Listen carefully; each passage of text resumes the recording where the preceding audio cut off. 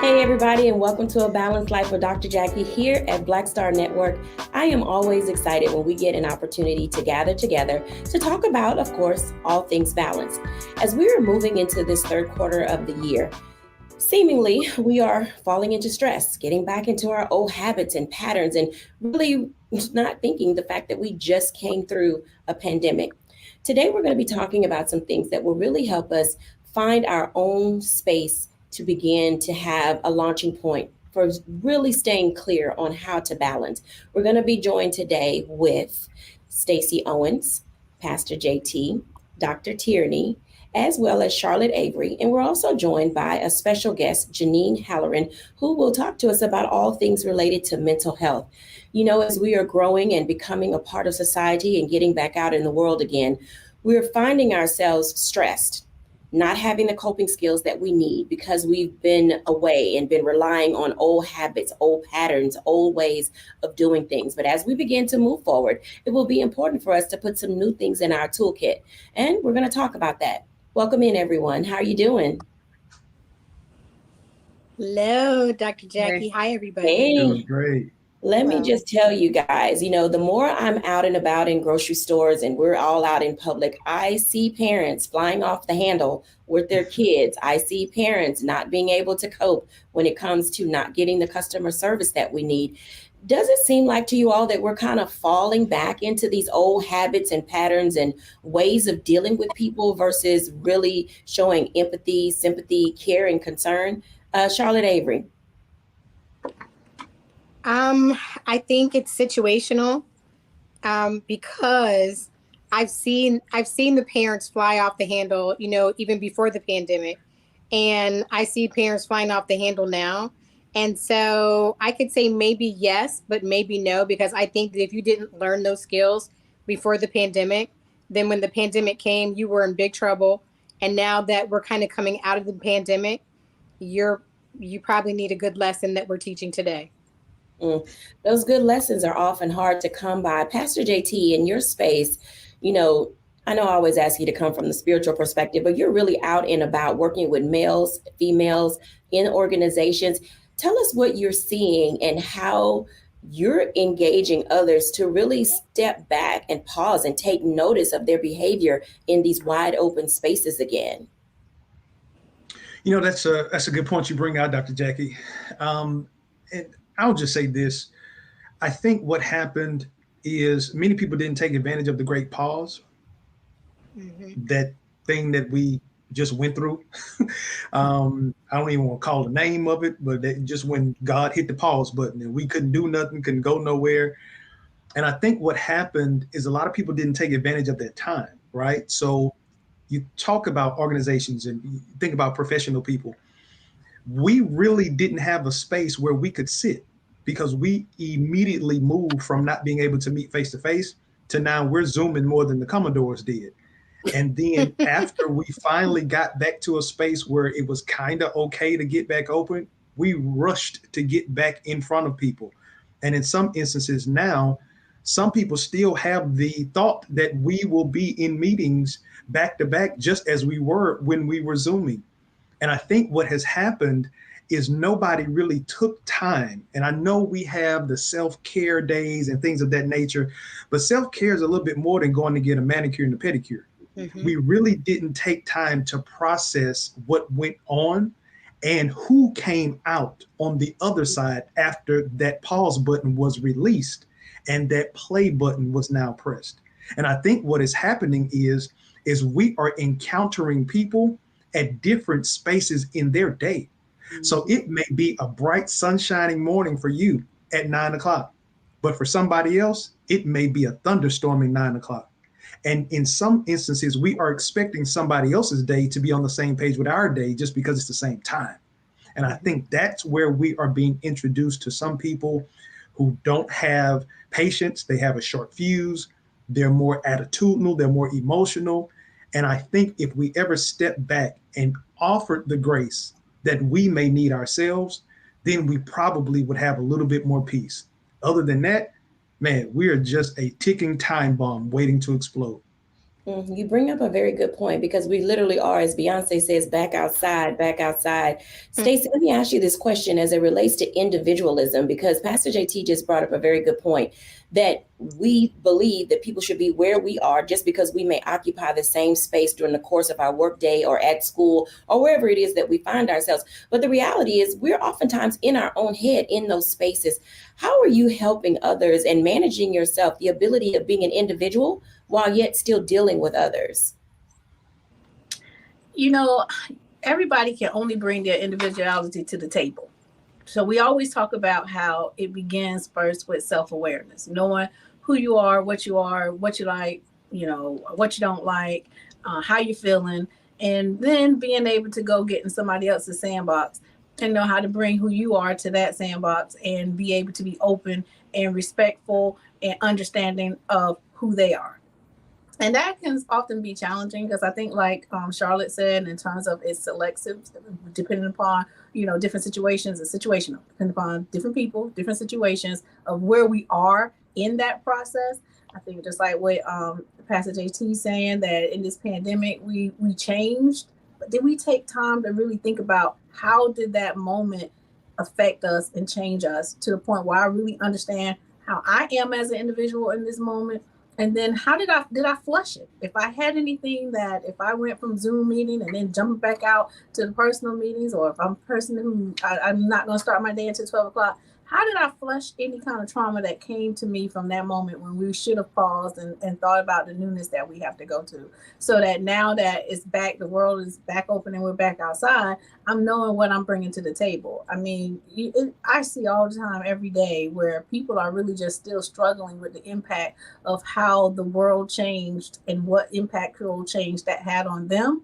And they really didn't take time to understand, like, this is really my new normal. So now I'm still trying to operate like I was operating before, or I'm trying to go back to something that doesn't exist anymore. And that sort of brings frustration. And I don't even know I'm frustrated behind it. I'm just out now playing in the sandbox, and I don't really know what rules and what norms are at the table. Having norms at the table can definitely be different. Dr. Tierney, what say ye?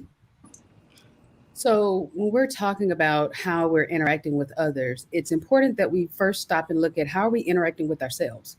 A lot of times when we say people don't realize that they're frustrated and all of these things, it's because they're telling themselves in their self-talk, you need to do better. You did that wrong. You need to show up, or you need to get up earlier. And we're having these internal conversations where we're beating ourselves up for not being who we were before we went into the pandemic, or who we think we're supposed to be now that the pandemic is on the other side. We're on the other side of the pandemic. So it's one of those things where if you're not showing compassion to you, it's going to be really hard to show compassion to that, that mom with the screaming kid in the store. If you're not giving yourself grace, then you're not going to give grace to the person that is in traffic, right along with you.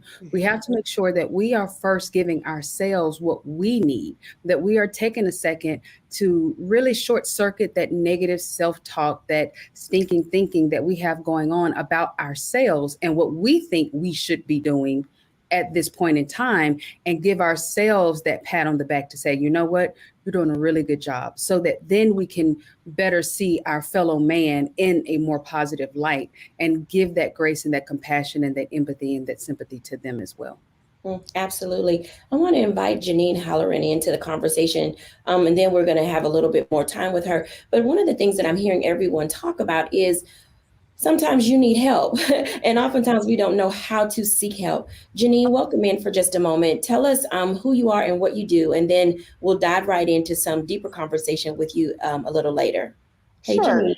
Hello, I'm Janine Halloran. I'm a licensed mental health counselor, and I've been working with kids and teens and their families for about over 20 years now. And I actually did work through the pandemic. So I saw kids on Zoom. So just like you're talking about Zoom meetings, I did Zoom therapy. And that was a challenge. That was a really big challenge. I saw some families before the pandemic, and then through the pandemic, and then I now see them still after the pandemic. I've had some shifting dynamics that have happened and gone on, but I've been working with kids and teens for a long time, working on coping skills. And it's always been a passion of mine to try and help people figure out What are the strategies that they can use when they are experiencing big emotions, when they are experiencing challenging situations? And the pandemic is a perfect example of that. What can you do when you are stuck at home? What can you do now that you have to go back out into the world? What can you do now that we're at this place in the world and what we're doing? So I love to be able to try and help kids and teens especially build those coping skills so that as they are getting older, when they grow up, they have coping skills and walk into the world as coping adults. That's what I'd really like to do, is start early so they can do it later. And I'm going to help the adults too. I'll get there eventually, but I'm working on kids and teens right now. Well, no, I think that what you're saying is very valuable to us because we all, in some form or fashion, whether it's professionally or members of our family, we do encounter, as Charlotte Avery calls them, littles, middles, and bigs. And knowing how, as an adult, to work with your children when they're younger, when they go to middle school, and when they go to high school, and when they go to college is very important. When we come back after the break, I want to talk a little bit about peopling, because this may be where we find ourselves, and a lot of our frustration comes from people doing what people do. And oftentimes it's healthy, and other times it's just the most and too much. We'll be back after the break.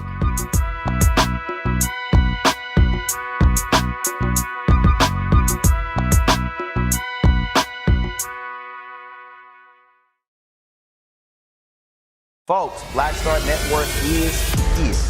Hold no punches. I'm real revolutionary right now. Black power. Support this man, Black Media. He makes sure that our stories are told. Thank you for being the voice of Black America, Roland. Stay black. I love y'all. All momentum we have now, we have to keep this going. The video looks phenomenal. See, this difference between Black Star Network and Black-owned media and something like CNN. You can't be Black-owned media and be scared. It's time to be smart. Bring your eyeballs home.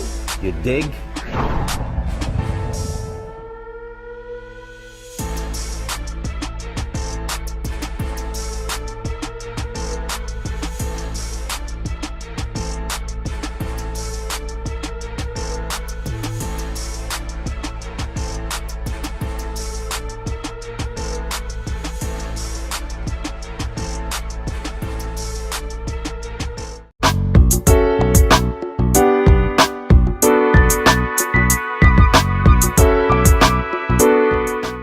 Welcome back, everyone, to A Balanced Life. And as you can tell, there are going to be times in our lives where we are engaging with ourselves, with other people who may be all over the place. And sometimes figuring out how to rein in attitude, rein in behavior, trying to figure out when is a great time to just tell someone, as Pastor JT said, press the pause button. Let's have a conversation about what's really going on so that we can all get back into some semblance of normalcy. Now, we haven't talked about a new normal in a while, but I think that we're there. People being ready to develop what will look like a sustainable new normal. I want to invite Janine and Charlotte into this level of the conversation because something that Janine mentioned was, how do you help people cope? Charlotte and Janine, welcome in.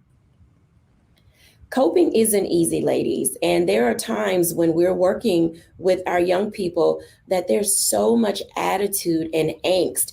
And I don't think they intend to be that way, but there are times when things are going on with them that we just don't understand that's happening. Charlotte is mom of 7, wife of 1. And I want to ask Charlotte, how are you managing helping your littles, middles, and bigs deal with society today, which is not the same society that they had pre-pandemic? That is a super duper question, Dr. Jacquie. You know, for me, having so many different age groups in our household and our family, you know, I deal with each person one child at a time because they're all so different. They all have, although they, you know, have some similarities, they're all different in their dynamics and how they communicate and how they deal with their emotions and how they cope. You know, I have some kids who are just so tearful and some kids who are just, you know, sometimes just getting their aggression out, you know, whether it's through yelling, which is also some learned behavior that they learned from me, whether it's just through, you know, going and moving away from other people and finding a place of solitude and being by themselves or journaling or whatever. It's really dealing with them individually and dealing with them in the season of life that they're in, because I can't expect for my 9-year-old to cope and be able to cope and have certain coping skills like my 19-year-old. And I can't, expect my middle schooler to be able to have coping skills like my high schoolers. And let the truth be told, some of my high schoolers, I'm like, are you guys regressing? I think you guys have gone back, a little bit, or taken a few steps back in how you're coping. And, so just dealing with them one child at a time, knowing that they're all different, and me keeping, as a parent, even in my own coping skills, I have to keep that and their individualism into perspective so that I'm not flying off the handle, so that I'm not having greater expectations from another child when they haven't even matured to a certain level. So for me, it's really dealing with them individually, one child at a time. One child at a time. Janine, what does that look like when Charlotte speaks of coping skills? How do you get them? Are they learned? Do they just pick them up? How do kids get coping skills? And then how do parents get them in order to give them to their children? You know what I think is really interesting is that coping skills it can be learned. Absolutely. There are some things that come sort of naturally. Some coping skills sort of come naturally because you see your parents doing it. So if you have a parent who says out loud, I'm feeling frustrated, so I'm going to take a walk. You're modeling, as a parent, you're modeling that behavior. So then your child will be able to pick up on that and say, oh gosh, if I'm feeling frustrated, maybe I should go for a walk. So I always like, when I'm talking with families, to start with something like when they're younger, talking about what emotions they're feeling and being able to label them, because as soon as you label an emotion, it's easier to self-regulate. It's easier to manage that emotion. So that's how I always have my families begin. Let's start with just understanding what our feelings are. So let's label it, and then let's figure out what we can do that is safe and healthy. So those are my two basics for when it comes to trying to figure out what coping skill is going to work, because it is so individualized. Just like it is individualized for all the 7 children in that family, it is individualized for every single child in the world, every single teen, every single adult. So when I work with kids, I have a framework of trying to go through different kinds of coping skills that they can use, but it is so individualized. That's one of the things that's really tricky about it. And it depends on what you're feeling. It depends on where you are. It depends on, what you can and can't do. Are you by yourself? Are you with another person? Can you do the thing that you want to do? So I always like to be able to introduce kids to a lot of different ways of coping. I like to talk with them about learning how to take deep breaths, about ways they can relax their body, ways they can move their body, and doing that all important work of processing, talking about what happened, talking about what we can do the next time. So absolutely, coping skills can be learned. It can just take a little bit of time, which is a little bit frustrating. As a mom of teens myself, I understand that. Well, let's talk with Stacey Owens for a moment, because coping skills applied and coping skills learned, oftentimes there's a disconnect. Stacey, in your environment as an educator, administrator, charter school founder, you're dealing with staff and students. Talk to us about the dynamics of maybe possibly a day, or maybe I just say an hour in a day, when you are helping children and the adults around them manage their coping skills and expectations that you have. We were just talking about this today. And, seasons are changing, things are coming in. And I was just sharing with my staff that we have a responsibility of first checking in with, our own temperatures, right? Just let's hold ourselves accountable. Are we getting in power struggles with kids?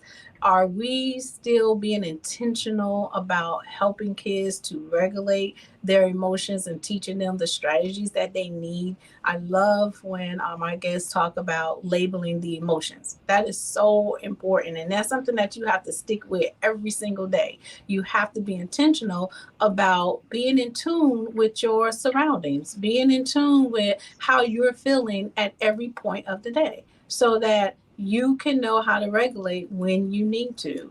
So yes, that's something that I spend a lot of time talking to kids about as well, because we have to teach kids. I like to call it the art. So first, let's talk about accountability. So you're accountable for yourself and what you bring to the table, your words, your actions, your thoughts when you're interacting with others, right? And then are you being responsible? Are you being responsible for thinking about what your needs are, as well as how you're interacting with others and what someone else that you're interacting with, what their needs may be, right? What's your reactions? Are you being responsible for your reactions?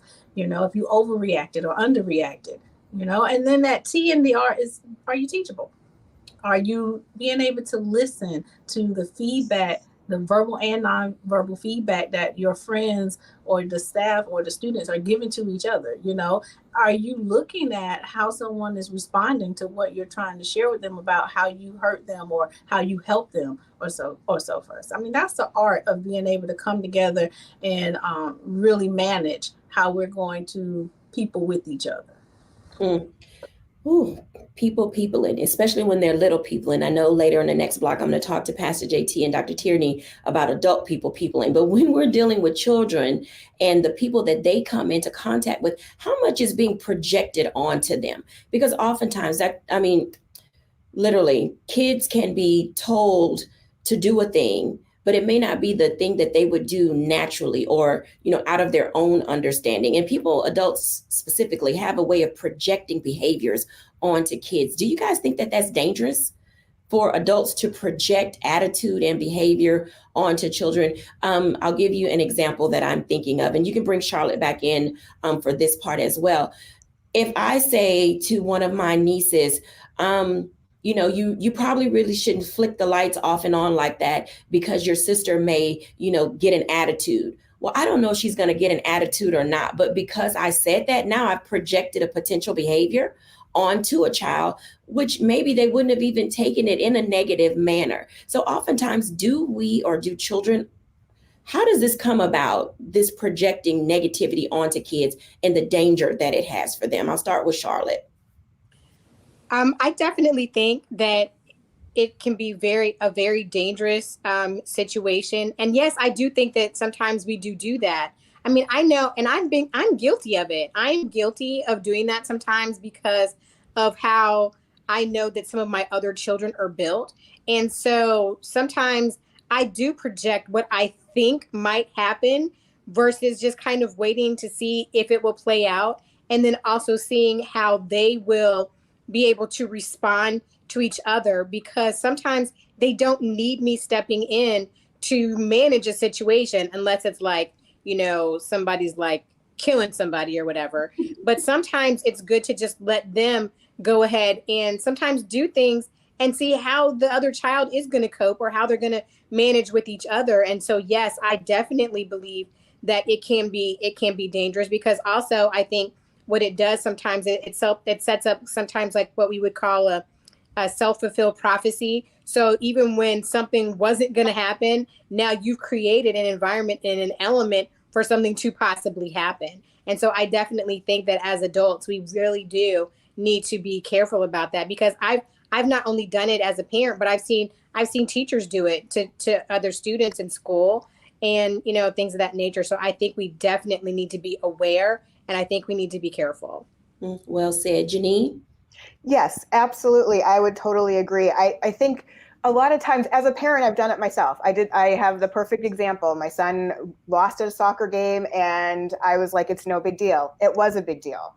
And I realized it as like the words came out of my mouth. I was like, oh, please let me take those back. So sorry. And that was a perfect opportunity for me to apologize and to say, you know what, it is a big deal. I can see that it's a big deal for you. I see that this hurts you. So absolutely. We don't want to be dismissive of their feelings. We want to make sure that we are acknowledging what they are feeling so that they learn to identify that themselves. They can do that themselves.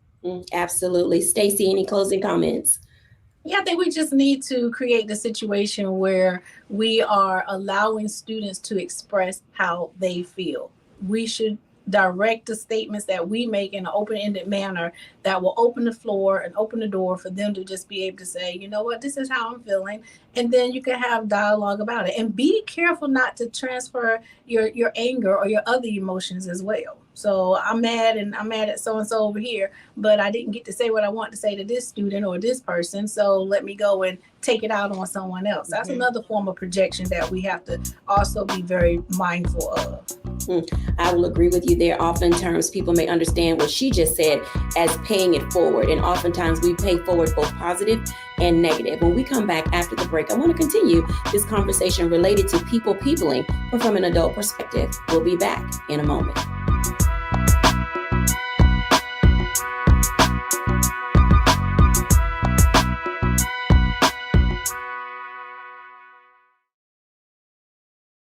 Don't you think it's time to get wealthy?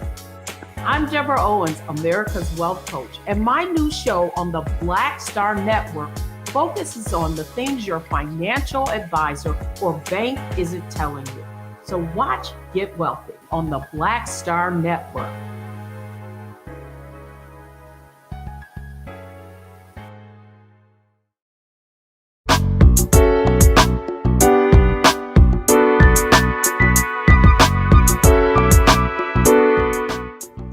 Welcome back, everyone, to A Balanced Life. And as you can tell, getting your coping skills together, discovering what they are, and your natural responses to things can be a little bit difficult. But we are literally now out here in the world, hanging out at the park. We're going to concerts, picnics, barbecues. We're going to work more often. We're in the grocery store, at the car wash. We're in a lot of places, and we are seeing a lot of attitude and behavior that is oftentimes not considered polite in public society. Pastor JT and Dr. Tierney, come on in. Let's have some conversation about peopling. Because they are really out here peopling, just doing whatever it is that people do without any care, concern, or whimsy in the world. And I'm comfortable with people just being free, having a good time. But sometimes that can take a different turn. I'm gonna start with Dr. Tierney. Talk to us, Dr. Tierney, about the ways in which we find ourselves engaging positive and negative, and how do we kind of rein these things in if we need to step in and then do some corrective action? So it's just like what you just said, people gon' people. I mean, the sooner we really get that into our heads and just understand that that is just the nature of things, the better off we'll be. I think sometimes we get so bent out of shape and surprised when people. And it's like, people, that's what people do. We're going to people, and so not getting so offended, and so defensive when we see peopling, and then not being so judgmental when people, so just in reference, the slap heard around the world, the Will Smith situation. Immediately when that happened, so many people had so much to say about that whole situation. And immediately when I saw it, I said, that man is hurting. It's something that's happening, with his situation. To not judge, yes, okay, that wasn't the best thing to do, Will. Okay, got it. We got all that. But when we can look at people and see the humanity that's there, when we can see that, they might be hurting or going through some things, then that takes that judgmental piece out of the equation, and we can really just stand in the gap with people and not be so judgy when we see peopling. And so as we're navigating this, we have to make sure exactly what we just said about children.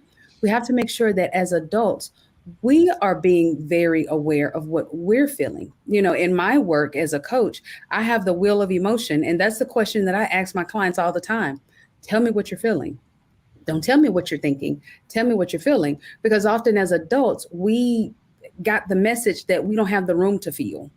We don't have the room to process our emotions because we got to get to work. We got to make sure these kids is at school. We got to make sure the bills are paid. We got to make sure we do all these things. And there's no time for feelings. So what we do is we stuff those feelings down, and then they come back out. It's the only feeling that we like to acknowledge, anger. And so then we end up doing some destructive, things because we haven't first addressed our feelings of what we're actually feeling. And then we have the nerve to judge other people who are peopling and trying to walk through the feelings that they're not feeling. And so we're all just bumping into each other out here in the streets outside, and so just making sure that we're taking that time to understand that people are going to people. That's just what people do. And making sure we're doing our work to really process what we're feeling and then moving in that space of what we need to do for ourselves first, and then making sure that we're interacting with others in that compassionate way. Absolutely. Pastor JT, talk to us about that for a moment. She said a lot of things that make some really good sense to me. And then I started having all these flashbacks in my head, like, am I peopling? like she talking about people in, or am I staying in my good church girl faith lane and being loving and compassionate and all those kind of things? And sometimes it's a struggle. Talk to us about the balancing of it all. That's a good word, balance. I think, and I love how these two segments kind of are building off of each other, because the peopling that you see that's happening in our now, they really are pictures of when those kids were kidding, because now we are just older versions of ourselves. And I know Dr. Tierney can, attest to this as being a coach, and I know I can do it definitely from the counseling space. A lot of what we are trying to help people navigate through in life, it's not anything that's happening right now. Nope. The root is coming from something that happened as a kid, a habit that happened as a kid. When you were first told no, when you stopped being free to believe, or the first time you heard somebody tell you, nobody in our family has ever done that. And so now you're in a space where we're getting you 20 or 30 years from that event. And we're trying to now help you to move forward by going backwards. So I would even venture to say, Dr. Jacquie, a lot of the people that we're seeing that's peopling right now, that's really a kid in a grown person's body that now feels like I can have my way. I can cry if I want to, and you can't say anything to me. And that's why now accountability has become so destructive that when we even attempt to tell somebody something, it's World War III. And so I think going back to what Dr. Tierney said, there are so many people that are in so many different spaces. And I think what happened, and I keep on going back to this great pause, man, that thing really, really, really exposed a lot in us that we didn't even know was there. And nobody is really taking the time to really do the necessary work. It kind of makes me think about Outback used to have this awesome blossom, and it would be like the fried onion, and it would just open up and just fold open. And you wouldn't know that all of those layers were in there when that onion was intact. But when you dug in there and you start moving it over, you start to see there were some things on this side that I may not have even addressed. That's on this side that I need to address, but it's all in me.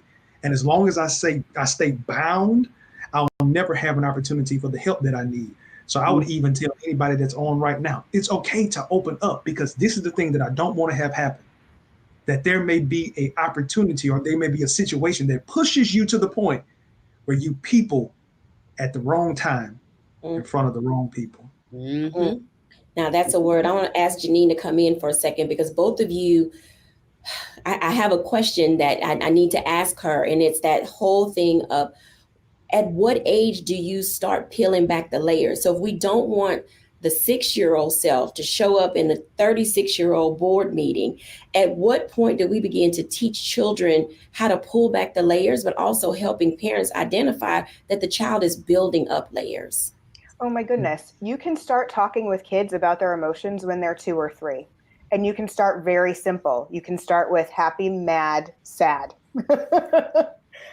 That is it. And you can start with that. You can start with that when you are looking at TV shows. So watching something like Daniel Tiger's Neighborhood, or you're watching Bluey, and you're talking about different emotions. You talk about the emotions that are in the characters. Oh, I wonder what he's feeling now. I wonder what they're feeling now. Do it when you're reading preschool books to them. When you're reading different kinds of stories to them. Do it when you're watching movies. There are so many opportunities that you can take naturally to start talking about those emotions and talking about how to manage it, and noticing that when somebody is having a big emotion. So I love using Elephant and Piggy books. Mo Willems, those books are so funny. Kids love them. Don't Let the Pigeon Drive the Bus. But it's an opportunity for you to see, this is how somebody's having a big reaction and it's funny, but what do you think could happen differently? What do you think Pigeon could do to help him manage his emotions because he can't drive the bus? So I love to be able to use that sort of stuff and start when they're little. I started with my own kids when they were little, and it really has paid dividends. And I've noticed it. The younger kids can start when we're just talking about emotions are human. That's what we do. And we then being able to manage them as they get older. I love that. I love to be able to help kids do that sooner rather than later. So we're not all in therapy at like 45 and 50 dealing with it.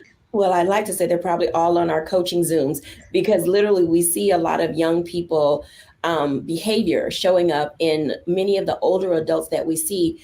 Charlotte and Stacy, tell us a little bit about what do you do? Do you, as child educators, as parents, have things still in your space where you like, let's hold up the stick? Is it a happy face or a sad face? Or do you hold up, some type of an emotion, or do you have them, pause where they are and just say, tell me how you feel. Tell me, what do you do? Because oftentimes we're afraid to stop in the moment and address it. We grew up with this thing. We're going to talk about this when you get home. Some things you shouldn't wait until you get home to deal with. Charlotte and Stacy. I am really big on dealing with my children where they are at that particular time, because like you said, Dr. Jacquie, some things just can't wait. And so I'm very, I would like, my children might say differently, but I really do my best as a mom to ask my children, when they're having big emotions, whether they're happy emotions or sad emotions or angry emotions, how are you feeling? And, when I was introduced years ago to the wheel of emotions.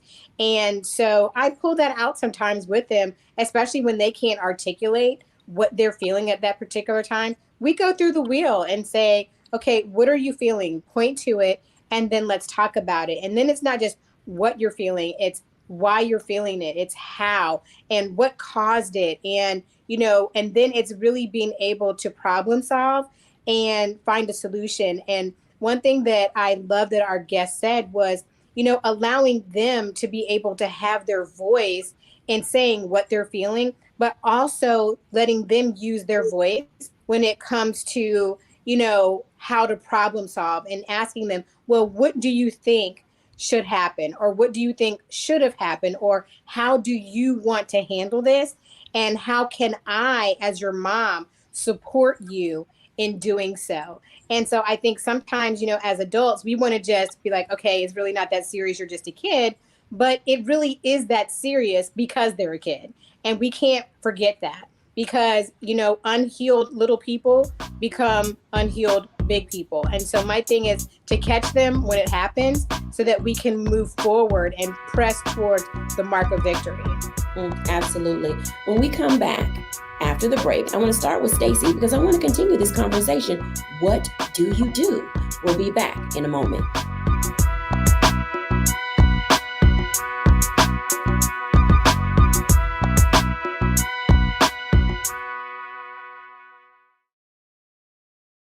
Hatred on the streets, a horrific scene, a white nationalist rally that descended into deadly violence. White people are losing their damn minds. As an angry pro-Trump mob storms the U.S. Capitol, we've seen shots. We're about to see the rise of what I call white minority resistance. We have seen white folks in this country who simply cannot tolerate black folks voting. I think what we're seeing is the inevitable result of violent denial. This is part of American history. Every time that people of color have made progress, whether real or symbolic, there has been what Carol Anderson at Emory University calls white rage as a backlash. This is the rise of the Proud Boys and the Boogaloo Boys. America, there's going to be more of this. Here's all the Proud Boys, guys. This country is getting increasingly racist in its behaviors and its attitudes because of the fear of white people. The fear that they're taking our jobs, they're taking our resources, they're taking our women. This is white fear.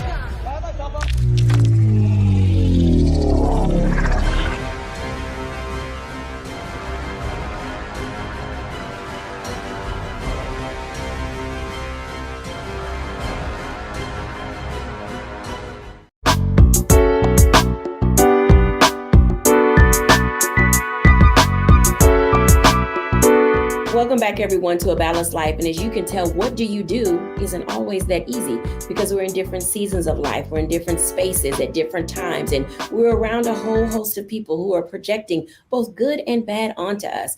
I want to invite Stacey in to talk to us about that for a moment, about how in the space in which she occupies, do we help people discover how to do the things that are required and necessary from wherever they may find themselves. Hey, Stacey. Hey.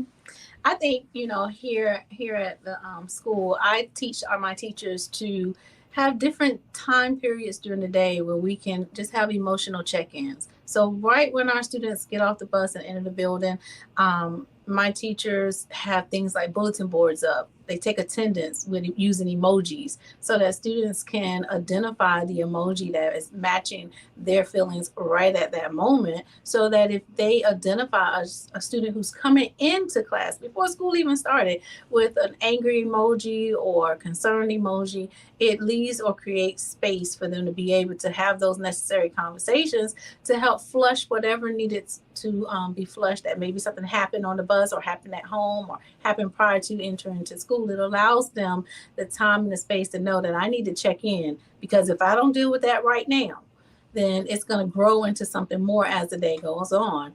And I also have them to do those same type of emoji checks midday and again at the end of the day, because kids and staff should know or be mindful of the emotional changes that they're going through throughout the day so that they can regulate themselves. We do a lot of journaling as well, and what we call fireside chats. So those are just conversations where we come around table, put a nice little quote up, and let's talk about it. It just create those spaces where we can have communication about what we need to do to make it through our day. Let's set the intention of our day early, and then let's adjust those intentions as we move throughout the day so that we can be productive and successful. Productive and successful often can come from having roundtable fireside conversations. And I want to invite everybody in to have one of those right now, because we get into this space of saying, we don't want to be our parents. We don't want to raise our kids like we were raised. And there are a whole bunch of things going on when it comes to how do we help kids build coping skills and getting the one that they need. So let's talk about that. So what do you do? Charlotte, how do you do what you do with your 7 kids? I just really try to give them the time and the opportunity to express themselves. I try not to be the helicopter parent that's always trying to rush in and fix everything. And I try to give them space and opportunity to be able to tell me what they're feeling, why they're feeling it, what happened. And I teach them and try to help them to problem solve for themselves. So it's not me fixing it for them, but for them to be able to learn how to problem solve on their own. I'm not going to even say on their own, but even with some guidance if they need to. Where does that guidance come from, Dr. Tierney? So it's one of those things where, and I love what you're saying, Charlotte, about what you do with your children while they're little and middles and going into bigs, because by the time they get to me and they're bigs, growns, adults, a lot of the work that we're having to do, that I do with my clients, is taking them back to their littles and middles phases. My clients always tell me, like, Dr. T, I just need to know how to do this so I can just keep moving on. And I have to hit them with the no, ma'am, no, sir. We have to go back before we can move forward. And a lot of times my clients get kind of upset with me, about that, because to use the example that JT mentioned last time with the onion, they're that tightly bound onion, and they're afraid of what they might find on the inside of that. They're afraid of what may happen if they start pulling those layers back. But really, honestly and truly, if we don't go back to where we first started to feel that notion of anxiety, where we first was told no, where we first gave up on ourselves or on our dreams, if we don't go back to that spot and really deal with the emotions in that, then it's going to be very, very hard for us to move forward, because honestly, a lot of us are walking around here bumping into each other, and our ID may say that we're 48, but really we're still that 8-year-old that's in the back seat of their mom's car, and they've just been told, wait till I get home and tell your father. And it's like, you know, and so we're still that little person that doesn't quite know how to address those feelings. But now we're 48 and feel like we can do whatever we want to, and we're just bumping into each other, creating a havoc. I think we all have that fear. When you said that at that moment, it's like, oh, we had a flashback. Wait till I get home. Pastor JT. Yeah, no, and to be honest with you, I took that note that you just made, Dr. Tierney, talking about that onion. You said they're afraid to open up. Kids innately are creative. They, as we would call it, they're getting into everything. They're inquisitive until somebody tells them no, until somebody tells them to stop, until somebody tells them to put all of that back in a bottle and tighten it up.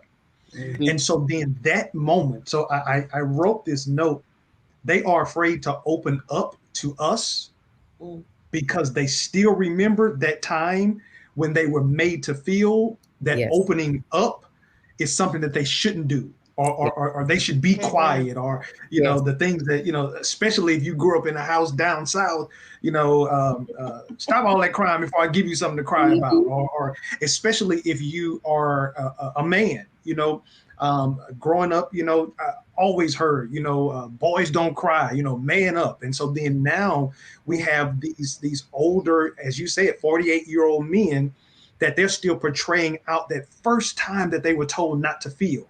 And so then now, if you think about it, if they never get the help, then now they are constructing a home where healthy dialogue about your emotions are frowned upon. Yep. And so then now it makes it hard for Stacy to really tap into that kid that is really having this emotional outburst and needs some attention, because Stacy is saying, it's okay, talk to me. But their only reference point is, or even as we were told, what happened in this house, stay in this house. And so I believe it's just so much. And, you know, I'm notorious for, you know, giving us a series of shows to talk about, but I think this conversation is we're really now getting into the how to, what to, because I really think that there's some people that's on right now want to continue to be in the space that they're in now, and they just don't really know how. And I think that this conversation with all of us is really kind of opening that door for us to really kind of, even within ourselves, dig a little bit deeper and go into our toolkit and offer some suggestions that can really help people get in contact with their emotions and be okay with being emotionally free. So now they don't run the risk of building a prison that their child has to live in. I want to ask Janine this question. What's the big deal about emotions? Oh my goodness. Well, because we're all human, right? So we all feel them. But if we're told to stuff it down and only show happy, like I was told in my house, only happy is allowed, basically, it really makes it hard to be able to know what to do when you're experiencing all of those different emotions. So, you know, for me, who grew up in a place where it was really hard to be able to, you know, I got scared when I was told, you know, wait till we got home. And so I shifted my language as a parent purposefully. I was purposeful in that. And I believe that's part of why I became a therapist, is to think about how I can talk to my kids in a different way that makes them feel like they can have any emotion and it's okay, as long as they are safe and healthy, to be able, in a way that they are managing it. So you know, if they're having a hard time, I want to tell them, like, if they're having a challenge, it's okay. If we want to deal with something, if something big is happening, instead of saying, wait till we get home, my language is, let's put a pause on that. Okay. And we'll come back to it. Or let's bookmark that for later and let's come back to that. And then I use my own strategies that I've worked on through the years as in therapy and all of that, and working and doing all of this stuff, and being able to say, I need to go take a break. I'm going to go take a sip of water, and I'm going to go take a deep breath. I'm going to go outside and get some fresh air. And then we can talk about this. So it really is, there's a lot of self-reflection that happens as a therapist and as a mom that has happened for me through the years. Yeah. I'm going to ask everybody to think about, while I ask Janine a second question, but I want everybody to think about, what would we challenge our parents to do or not to do? You can pick either one as we're moving forward with building toolkits for kids. But Janine, my follow-up question for you is, when should a parent decide to seek mental health care for their child? Oh, absolutely. A great question. What I would say is if it's starting to impact their schooling, if things are hard for them in terms of just being able to live life, like if it's hard for them to get up and go to school, and it's been happening for a significant amount of time, like more than a month, if they are losing interest in activities that they used to be interested in, if they are not talking to friends, if they are sleeping more, a lot more or a lot less than they were, changes in eating habits. So those are things that will happen throughout time, but it's one of those things, like if you're noticing that this is happening and it's a pattern and it's been happening for a while, then absolutely seek out mental health treatment for your child. Absolutely. I'm gonna start with Charlotte. What's your thing, Charlotte? What are we challenging our parents for? I'm challenging parents to not weaponize the other parent. Because I think sometimes as parents, and I've been guilty of this, I've been guilty of saying, well, just wait until your dad gets home, or we're going to deal with this when your dad gets home, instead of me just, kind of letting that be, I'm allowing him to be my out, and basically him being the disciplinarian when their dad should also be their safe place. And so I think, it's really important for parents not to weaponize each other. The other parent, even if you're a single parent household, if your child spends time at, your other, your significant, your former significant other, or whatever, don't weaponize that parent also. Absolutely. Stacey. I would challenge parents to, start studying on how to increase your own emotional intelligence as well as the emotional intelligence of your child. Because when you have an increased emotional intelligence and understanding of that, it allows you to learn how to control your emotions, which then increases your motivation. And the higher your motivation is, that allows you to take those, lickings and keep on ticking without, falling apart within all of the different emotions that you can range. So increase your emotional intelligence. All right. Dr. Tierney? Right along with that, parents, reconnect with your 8-year-old self. Go back to your little and middle stage and revisit that place. It's okay. You will not fall apart.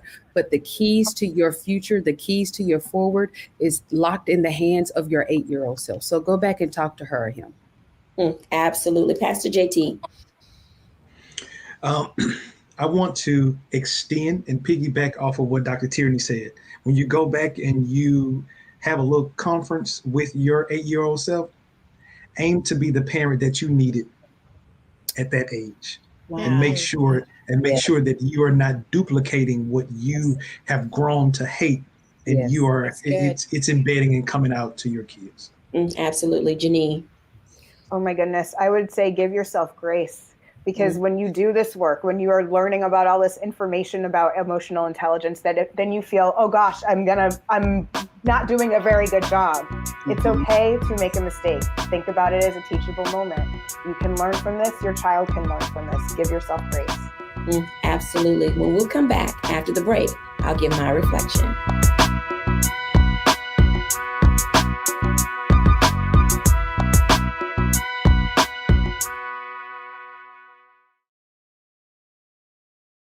When you talk about blackness and what happens in black culture, we're about covering these things that matter to us, speaking to our issues and concerns. This is a genuine people-powered movement. There's a lot of stuff that we're not getting. You get it, and you spread the word. We wish to plead our own cause. Too long have others spoken for us. We cannot tell our own story if we can't pay for it. This is about covering us. Invest in Black-owned media. Your dollars matter. We don't have to keep asking them to cover our stuff. So please support us in what we do, folks. We want to hit 2,000 people, $50 this month, raise $100,000. We're behind 100,000, so we want to hit that. Y'all money makes this possible. Checks and money orders go to P.O. Box 57196, Washington, D.C. 20037-0196. The Cash App is $RM Unfiltered. PayPal is R Martin Unfiltered. Venmo is RM Unfiltered. Zelle is roland@rolandsmartin.com.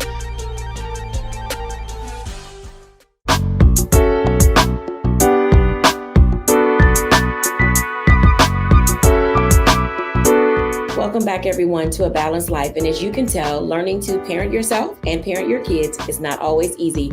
But the one thing that we can all agree on is that it does require balance. It requires you to have an awareness of who you are. It requires you to take responsibility for the things that you do or do not do. But it also requires you to take the time that is necessary to pour into yourself and into your loved ones. Thank you all for watching. Bye now.